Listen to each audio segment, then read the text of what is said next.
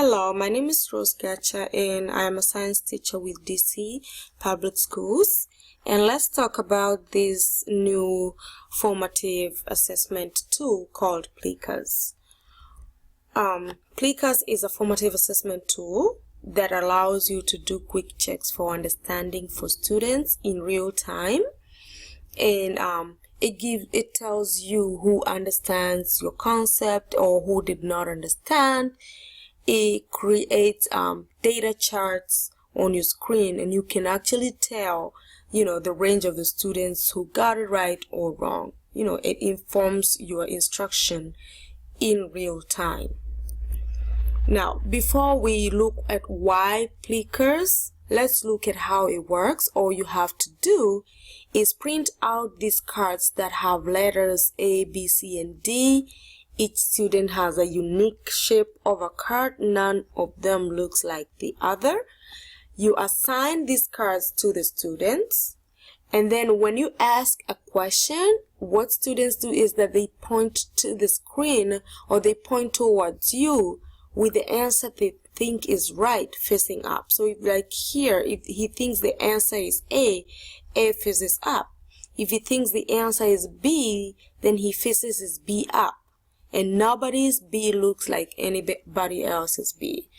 And then what you do, you scan the answers with a cell phone or an iPad or any other gadget, and the answers populate on the screen, and you can see who answered right and who did not answer right. Now, why should we use this tool, Plickers? The goal of Plickers is obviously to check for understanding in real time and without intimidating the students, because sometimes the students feel that they don't know the answer, so they don't want to raise their hand in front of the other students. But if they're using this anonymous card, then nobody will know who went wrong unless the teacher really wants to reveal. So it makes the students very safe, and that relates to ISTE standards for teachers 2D. When the response is posted on the screen, again, the teacher has the option to hide the names. You don't want to show the names of the students with their answers, because your goal is not the competition. It is to check for understanding. The data that goes on the screen can also be retrieved later on for further analysis and to inform your teaching or reteaching or remedial teaching. Again, this relates to ISTE standard for teachers 3D. How does it work? All you have to do is go to plickers.com and sign up for a free account. Then add your classes. Create questions beforehand, before coming to class, and then assign Plickers cards to each student. So each student has a unique card. I like to give them at the beginning of the semester so they stay put on their book, their source book, and they're going to be using it every time that we are doing Plickers. Then you download an app on your smartphone, because that's the one that you use to scan the questions or to scan the students' cards in real time. Let me show you as an example of Plickers, what I use in my classroom. So I'll just open Plickers, plickers.com. If you do not have an account like me, you will need to sign up for an account. So to just take you to a first page, then you sign up for an account. And let's go to classes. So when you go there, you will have just a demo class that explains to you exactly how it works, and how to build your own. So you go to add classes, add a class, you give it a name. Let's say we call it Miss Ann's class. Miss Ann's class. Miss Ann's class. The year is 10th grade. It's for 10th graders. I teach science, and I love blue. So it's easy for you to tell between your classes. Save it.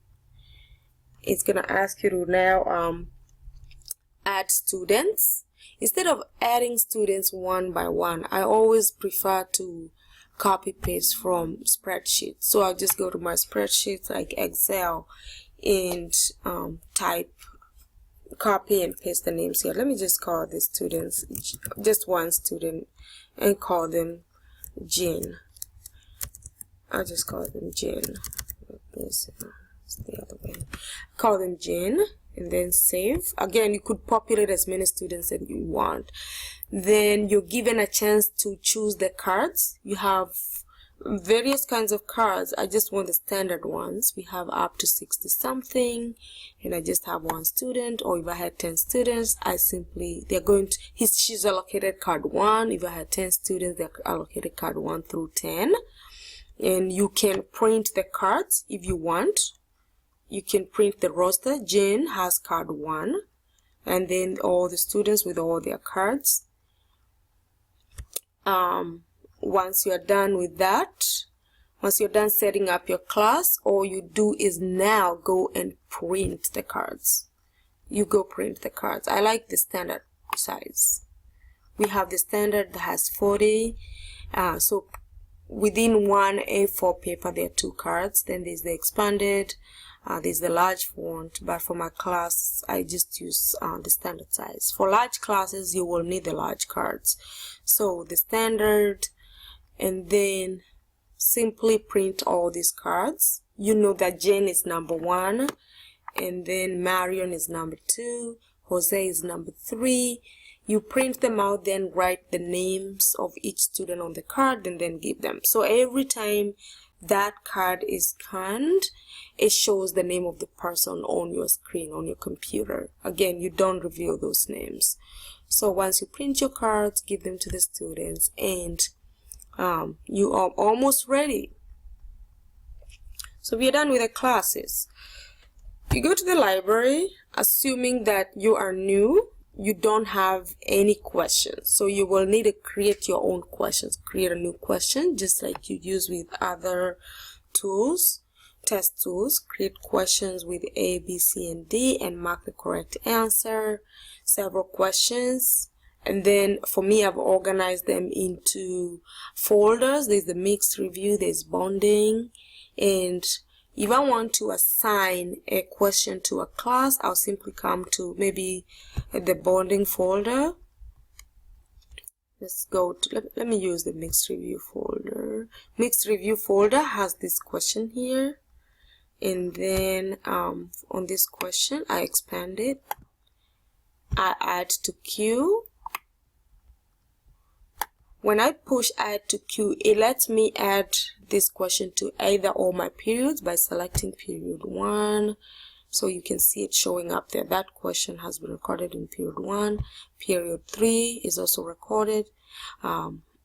Period 4. So you add all these questions to the question to all these classes. So you select all the questions that you want to ask on that day. Then when you are ready, all you do is go to live view. So select the question that you want to ask, then go to live view. It's gonna go to live view if you have your Plickers on the iPhone set. So the question shows up on the screen, and the question you select on your phone shows up on the screen. Before the students answer, you can choose to hide the students' names and just put a graph. Yeah, we can also choose to hide the answer.